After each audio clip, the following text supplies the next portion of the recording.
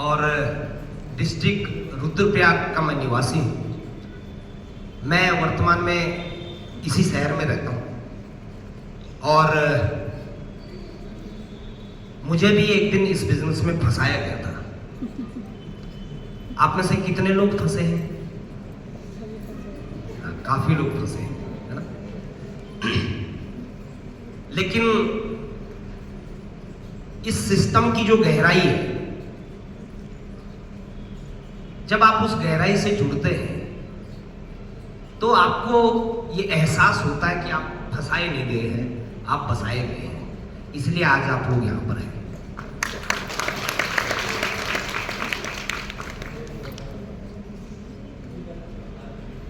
एक छोटी सी कहानी से मैं शुरुआत करूंगा। एक बार एक राजकुमार की शादी होनी थी, तो पुराने जमाने में स्वयंवर की प्रथा होती है, आप सब लोग जानते हैं। और राजाओं को ये छूट थी कि एक से अधिक रानियां भी रख सकते थे। तो उस राजकुमार की शादी के लिए स्वयंवर रखा गया और लास्ट तक पहुंचते पहुंचते केवल 3 कन्याएं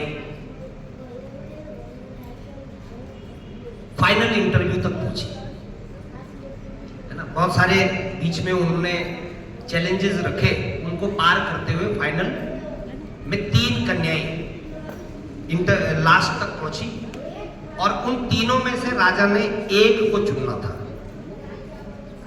अब जो फाइनल शर्त थी, जो फाइनल चैलेंज था, आप प्लीज बेटा, फाइनल चैलेंज था वो सबसे कठिन था कि उन तीनों के सामने 3 गिलास रखे गए जिनमें से एक के अंदर जहर था।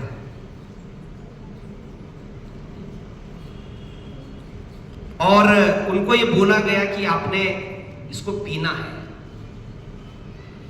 टफ है। तो तीनों ने पिया और एक गिलास के अंदर वास्तव में जहर था और एक कन्या की वहीं पे मृत्यु हो गई। अब कितने बचे? 2 बचे। फिर से इस प्रोसेस को दोहराया गया। उन दोनों के सामने 2 नए गिलास रखे गए और यह बताया गया कि उन दोनों गिलासों में से भी एक के अंदर जहर है। और जो 2 कन्याएं बची थी उनमें से एक छोड़ के भाग गई, कंपटीशन छोड़ के भाग गई। उसको लगा कि भैया रानी बनना कोई जरूरी नहीं है, जिंदगी रही तो किसी की पत्नी तो बन ही जाएंगे, है ना। रानी बनना जरूरी नहीं है। तो अब हुआ क्या कि एक कन्या और 2 गिलास, और उस कन्या ने दोनों गिलास को पी लिया, लेकिन वो जिंदा रही क्योंकि उन दोनों गिलास के अंदर जहर नहीं था। ये राजा का अपना एक तरीका था परीक्षा लेने का। मैं ये कहानी आपको क्यों सुना रहा हूं? जैसा धीमान सर ने भी बताया कि जब चैलेंजेस आते हैं तो बहुत सारे लोग भाग खड़े होते हैं। आज यहाँ पर जितने भी लीडर्स मौजूद हैं, आपके सामने भी सुबह चैलेंज आया होगा, है ना, बारिश का। और बहुत सारे लोग तो खुश हो गए होंगे कि अच्छा हुआ बारिश हो गई। अब अपलाइन को बोलने के लिए एक सॉलिड बहाना है कि भैया हम क्या करते हैं, बारिश हो गई थी और अपलाइन भी कुछ ऐसे में बोल नहीं सकती, है ना। लेकिन आपने उस कंपटीशन को पार किया और इतनी घनघोर बारिश के बावजूद भी आप इस हॉल में पहुंचे। इस बात के लिए मेरी ओर से आप सब लोगों को बहुत बहुत बधाई। ये आपके अंदर की उस लीडरशिप का परिचय है जो आपको आने वाले साल, 1.5 साल, 2 साल, 3 साल के बाद इस बिजनेस के अंदर बहुत बड़े मुकाम पर आपको लेकर जाएगी। तो आप सब लोग बधाई के पात्र हैं। और जैसा नेगी सर ने भी बोला, आप लोग बहुत अच्छे हैं। मुझे गेट पे सुबह किसी ने बोला चुपके से मेरे कान में, बोला मैं आज अपनी डाउन लाइन को लेके आया हूं, ये बहुत टेढ़ी है ना। और मुझे पूरा भरोसा है कि आज जो है इसके दिमाग के ताले खुलेंगे। और ये तो कभी काम करती नहीं है ना, और ये तो ऐसी, ये तो वैसी।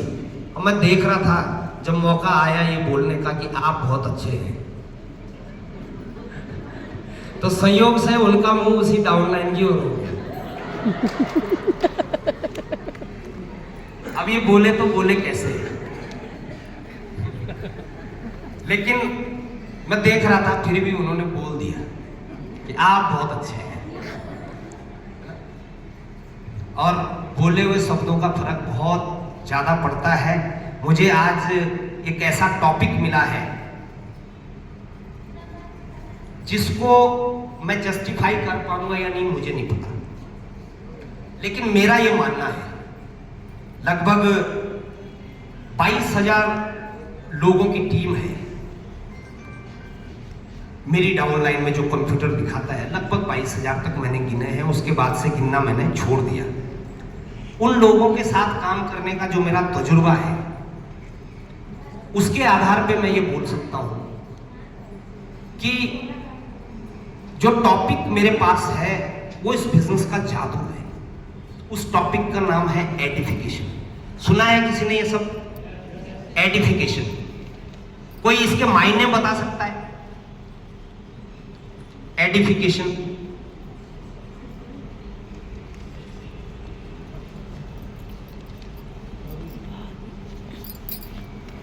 एडिफिकेशन क्या मतलब होता है इसका? अच्छा अच्छा बोलना है ना। किसके बारे में? अब जिन्होंने पंडित जी की सीडी सुनी होगी उनको पता है किसके बारे में अच्छा बोलना है ना? लेकिन ये एक ऐसा जादू है, यदि आपने इस चीज को समझ लिया। अच्छा, आप में से कितने लोगों की ये प्रॉब्लम है कि टीम काम नहीं करती?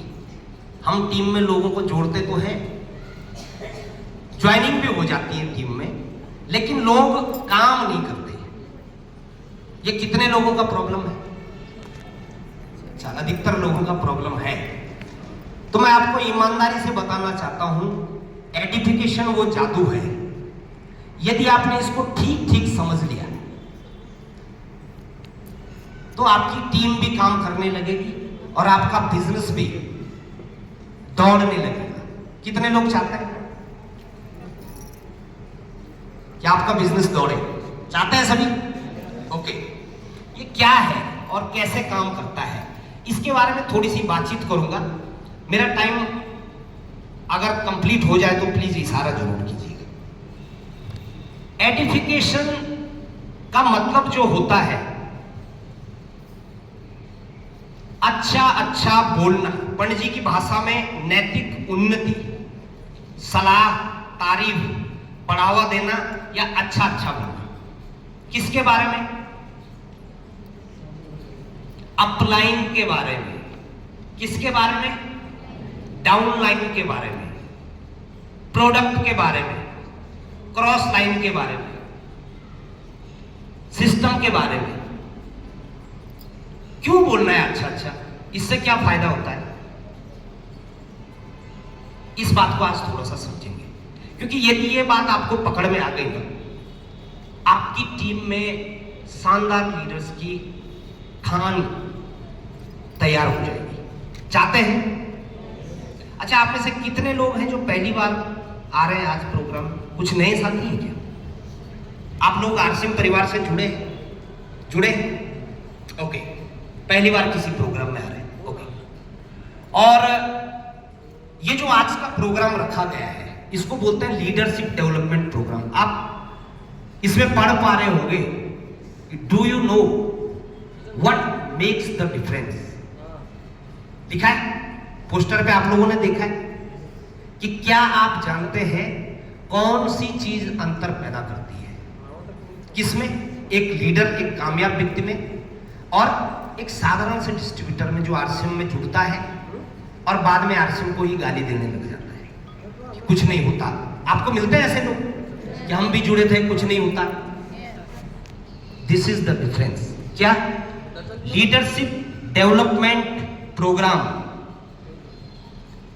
Converts you into a great visionary successful leader. ये जिस प्रोग्राम में आज आप बैठे हैं, ये उत्तराखंड कोर कमेटी की ओर से पहला प्रोग्राम डिजाइन किया गया है और मैं उम्मीद करता हूं कि इस प्रोग्राम के माध्यम से आप में से मैक्सिमम लीडर्स आने वाले कुछ टाइम में बहुत शानदार लीडर बनेंगे और पूरे इंडिया में अपनी एक पहचान छोड़ रहे होंगे। Are you ready? Are you ready? Okay. तो लीड एडिफिकेशन को हम आज थोड़ा सा समझेंगे कि क्यों हमें अच्छा बोलने की जरूरत है और इससे क्या जादू होता है। इससे आपकी टीम में कैसे बड़े लीडर्स तैयार हो सकते हैं। सबसे पहले इस मानसिकता को थोड़ा सा समझते हैं कि लोग बिना कारण के काम नहीं करेंगे। लोगों को कुछ ऐसा चाहिए जो लोग आपके साथ टिके रहे। अच्छा, आप किसी की बुराई करेंगे, कोई आपके साथ टिकेगा? टिकेगा नहीं। पंडित जी बोलते थे कि लोग 3 कारणों से काम करते हैं। कितने? पहला, डर। लोग डर से काम करते हैं, डर से काम करते हैं, है ना? जॉब में कितने लोग हैं? जॉब बॉस का डर होता है, है ना? डर। आपके और मेरे पास इस सिस्टम के माध्यम से हम क्या लोगों को डरा सकते हैं? डाउनलाइन को डरा सकते हैं कि अगर तूने काम नहीं किया तो तेरे को डंडे पड़ेंगे? डरा सकते हैं? नहीं डरा सकते। ये रीजन हमारे काम का नहीं है। दूसरा, सतीश पंडित जी बोलते थे कि लोग लालच से काम करते हैं। लालच। क्या आप और मैं अपनी किसी डाउनलाइन को लालच देने की यहां पर शिक्षा दी जाती है? दी जाती है क्या? लेकिन देते हैं लोग। बस आप जुड़ जाओ, है ना? आपको कुछ नहीं करना पड़ेगा। कितने लोगों ने बोला है? अब हाथ खड़े कोई नहीं करेगा। बोला है ना? हाँ, आपको कुछ नहीं करना, आप बस जुड़ जाओ, बाकी हम देख लेंगे, है ना? अच्छा, कितने लोगों को उनकी अपलाइन ने ऐसा बोला? अब शायद कुछ हाथ खड़े हो जाएंगे। एनीवे, हाँ, जो हंस रहे हैं वो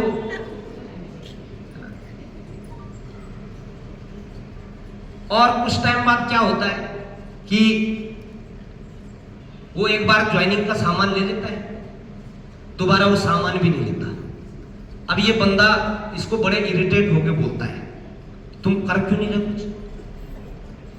तुम कुछ कर क्यों नहीं रहे? वो बोलता है, भाई तूने ही तो बोला है कि कुछ नहीं करना। जैसा बोलेंगे वैसा तो काटना पड़ेगा। तो इस सिस्टम में हम लालच के माध्यम से भी किसी से काम नहीं करवा सकते। और तीसरा एक कारण है, पंडित जी बोलते थे कि लोग प्यार से काम करते हैं। प्यार से।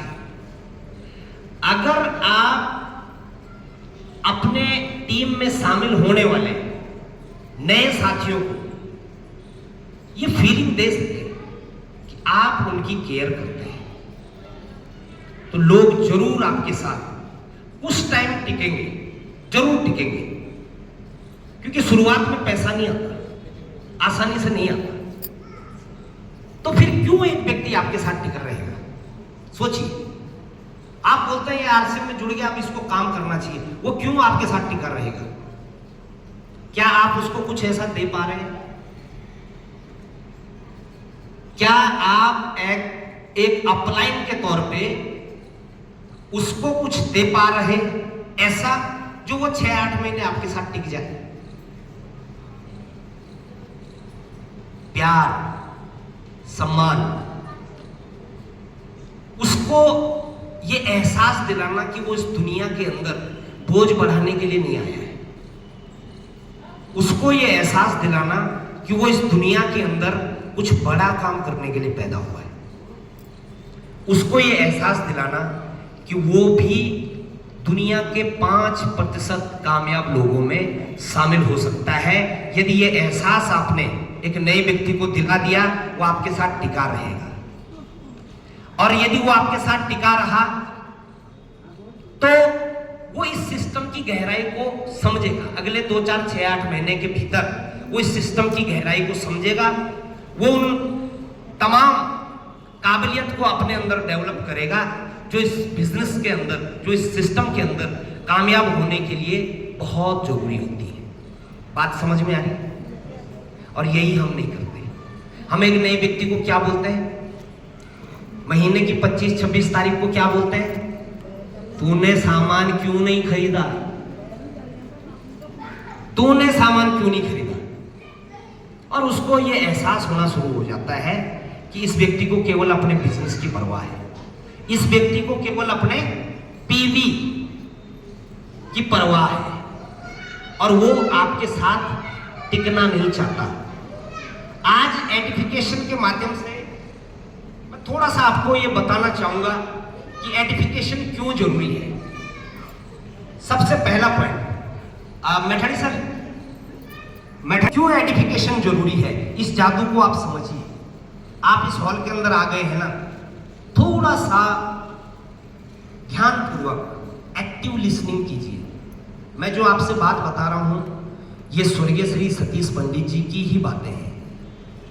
और आपने देखा होगा कि चाहे धीमान सर हैं, चाहे दीपेंद्र नेगी जी हैं, चाहे मैं हूं और चाहे सुषमा बिष्ट है, हम सब स्वर्गीय श्री सतीश पंडित जी के बहुत डाई हार्ड फैन हैं।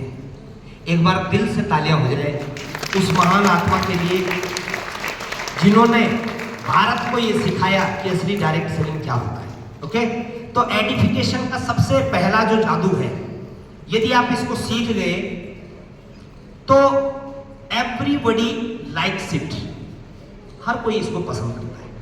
यदि आप किसी की तारीफ करते हैं, हर किसी व्यक्ति को वो बात अच्छी लगती है। कोई आपकी तारीफ करता है तो उसके प्रति आपके कैसे ख्यालात होते हैं? अच्छे होते हैं। रिश्तेदारी में कोई आपको इतना बार बोल दे, शादी ब्याह में कहीं, कि आपका नेचर मुझे बहुत अच्छा लगा, क्या आप उस व्यक्ति को कभी भूल पाएंगे? कभी नहीं। Everybody likes it. यदि आप अपने साथ जुड़े हुए नए एसोसिएट्स को उनके अंदर किसी ऐसे गुण की तारीफ कर दें, क्योंकि देखिए अच्छाई भी सबके अंदर होती है और बुराई भी सबके अंदर होती है। हमारी नजर लोगों की बुराइयों पे ज्यादा टिकती है ना। इसके अंदर क्या क्या गलत है ये हम पूरा फाइल बना देंगे, लेकिन इसके अंदर क्या क्या अच्छा है ये सोचने में जो है बड़ा वक्त लग जाता है। हस्बैंड के अंदर क्या क्या अच्छा है ये ढूंढने में जो है समय लगेगा, है कि नहीं? कितने लोगों को, अच्छा आप में से कितनी बहनों को लगता है कि उनके हस्बैंड बहुत अच्छे हैं? अब देखो, बोला भैया फंसाएंगे हमें आज। जिनके हस्बैंड इधर बैठे होंगे उनके हाथ तो जरूर। अच्छा, जितने लोगों ने हाथ खड़े किए, अगर मैं उनसे आपके हस्बैंड की 5 अच्छाई पूछ लूं, 5, कितने लोग बता पाएंगे? सभी बता देंगे सर। और मैं मंच पे बुलाऊंगा अभी 5। Anyway, everybody likes it. इसका पहला जादू, यदि आप लोगों की सच्ची तारीफ करना सीख जाते हैं तो ये बात लोगों को बहुत अच्छी लगती है, और इसी बहाने वो आपके साथ 4, 6, 8 महीने बिजनेस नहीं छोड़ेगा। क्यों? क्योंकि उसके घर में उसकी पत्नी उसको पसंद नहीं करती, तारीफ नहीं करती, या किसी के हस्बैंड उसकी तारीफ नहीं करते। हमेशा बोलते हैं कि तेरे से तो कुछ होने वाला नहीं है, तू नालायक है, तू तो मेरा बोझ बढ़ाने के लिए आ रखी है। मैं भी ऐसा होता है ना। तेरे बच्चे भी ऐसे ही हैं, वो ये नहीं देख रहा कि बच्चे मेरे भी हैं। तेरे बच्चे भी ऐसे ही हैं, तुझ पर ही गए, है ना। माँ बाप भी बोलते हैं कि भैया हमारी सबसे बैड इन्वेस्टमेंट है ना, ठीक। उसको दुनिया में कोई नहीं बोल रहा कि तू कुछ कर सकता है, लेकिन एक व्यक्ति है, उसकी अपलाइन जो उसको बोल रहा है कि यार तू कुछ कर सकता है, वो उस अपलाइन को कभी भूल पाएगा नहीं। Everybody likes it. यदि आप ऐसा कर सके, लोग आपके साथ टिकेंगे। कितने लोग चाहते हैं कि उनकी टीम के लोग उनको छोड़ के ना जाए? बहन जी आप नए हैं, पहली बार आए? हाँ, आपसे आसिम परिवार से जुड़े? अभी नहीं जुड़े। बट जो चीज आज आपको यहां समझने को मिल रही है, इस बात को यदि आपने इंप्लीमेंट करना शुरू कर दिया, मैं गारंटी के साथ बोल सकता हूं आपके साथ बहुत बड़ी टीम खड़ी होगी। ओके, तो ऐसा कर सकते हैं ना? लेकिन ध्यान ये रखना है कि तारीफ और चापलूसी में अंतर होता है ना। तारीफ करते करते कहीं, है ना, हाँ, आपने खाना खा लिया, आप सो गए, इसको कन्वर्सेशन नहीं बोलते, है ना। तारीफ और चापलूसी में अंतर समझनी है। तारीफ लोगों के गुणों की कीजिए, जो उनके अंदर आपको अच्छी बातें नजर आती है। और यदि आप गुणों की तारीफ करते हैं ना, तो सामने वाले व्यक्ति को भी लगता है कि हाँ ये बात मेरे अंदर तो है ना। उसको ये एहसास होता है कि मेरे बारे में सच बोला जा रहा है। इस बात का ध्यान जरूर रखना। अगर उसको ये एहसास हो गया, है ना, किसी काले को आपने बोल दिया आप बहुत गोरे हो, तो उसको पता है भैया ये तो जो है मक्खन लगा रहा है ना। हाँ, इस बात का ध्यान रखना है। तारीफ और चापलूसी में अंतर होता है। दूसरा, क्या जादू करती है ये edification? Your people don't like you. Pandit ji बोलते थे your people don't like you. आपके लोग आपको पसंद नहीं करते, वो आपको गारंटीड लेते हैं। और सबसे पहले हम उन्हीं को बिजनेस जाके बताते हैं जिनके लिए हमारी कोई कदर नहीं है कि नहीं। हमें लगता है कि कदर है। मुझे भी लगता था कि मेरे दोस्त बोलते भी थे, बोल भाई तेरे लिए जान हाजिर है। बोलते हैं लोग ऐसा, है ना, आपके दोस्त रिश्तेदार, अरे तेरे लिए बोला जान हाजिर है। और मुझे लगा यार जो मेरे लिए जान दे सकता है वो आरसीएम में तो जुड़ ही जाएगा मेरे साथ, है ना। लेकिन मेरे 17 कमीने दोस्तों ने बिल्कुल मना कर दिया। फिर मुझे लगा कि सतीश पंडित जी ठीक बोलते हैं कि your people don't like you. आपके लोग आपको पसंद नहीं करते, और हम सबसे पहले उन्हीं को बिजनेस जाके बताते हैं। यहां गड़बड़ हो जाती है। यदि आप ऐसे में, पंडित जी बोलते थे it works like a third party. यदि ऐसे में आप एक थर्ड पार्टी का इस्तेमाल करें, थर्ड पार्टी यानी एक तीसरा व्यक्ति, मैक्सिमम टाइम पे वो आपका अपलाइन होगा। इमीडिएट अपलाइन हो सकता है जो आपके साथ ग्राउंड पे काम कर रहा हो।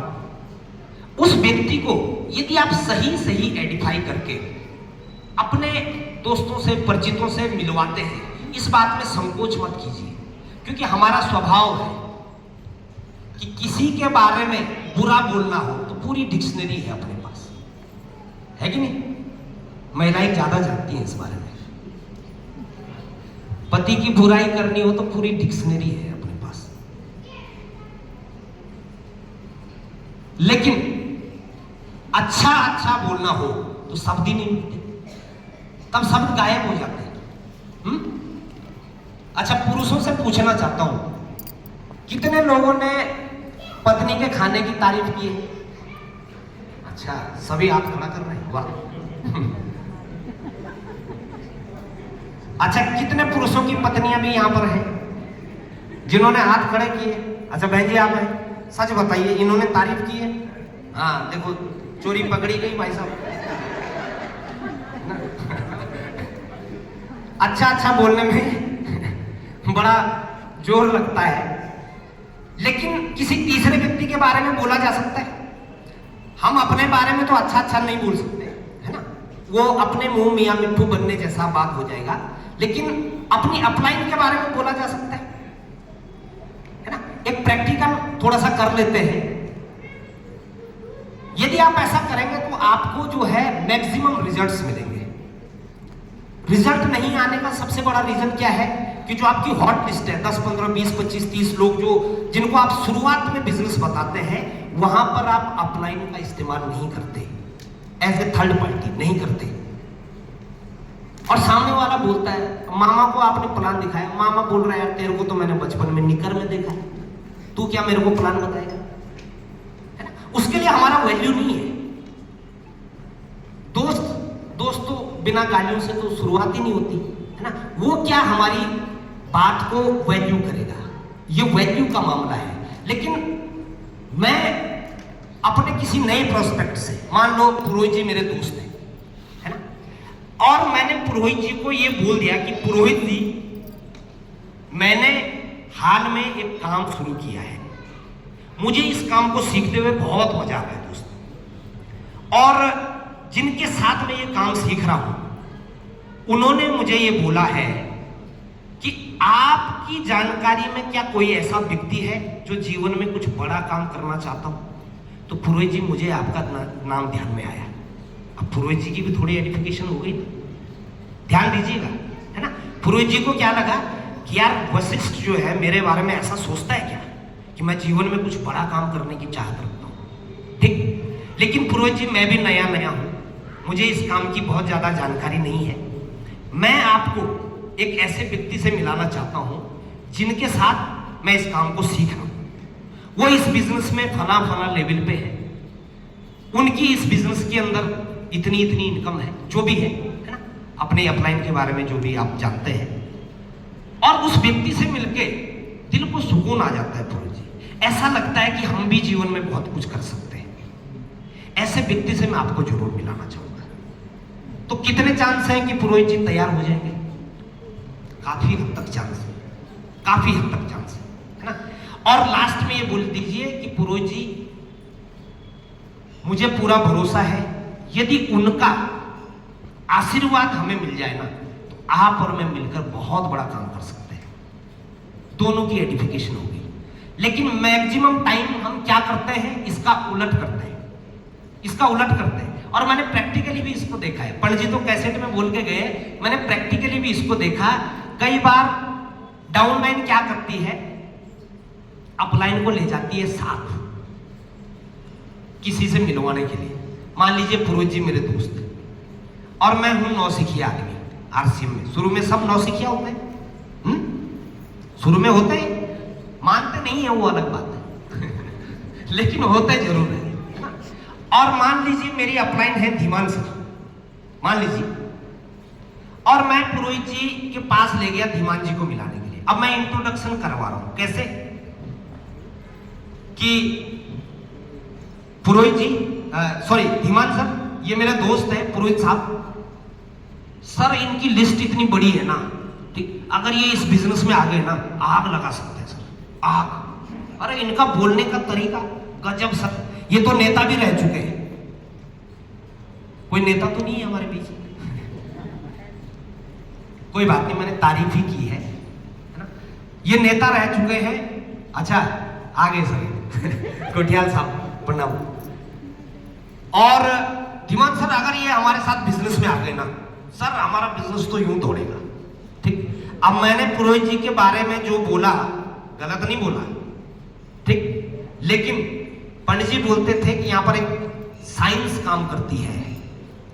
एजुकेशन और पानी का एक स्वभाव होता है कि ऊपर से नीचे की ओर ही बहते हैं, है ना।